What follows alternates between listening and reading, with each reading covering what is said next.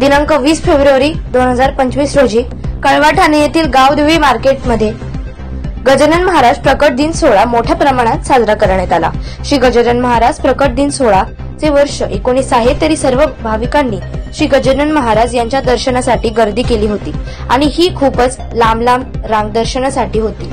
सर्व भाविकांनी हा प्रकट दिन खूप छान साजरा केला।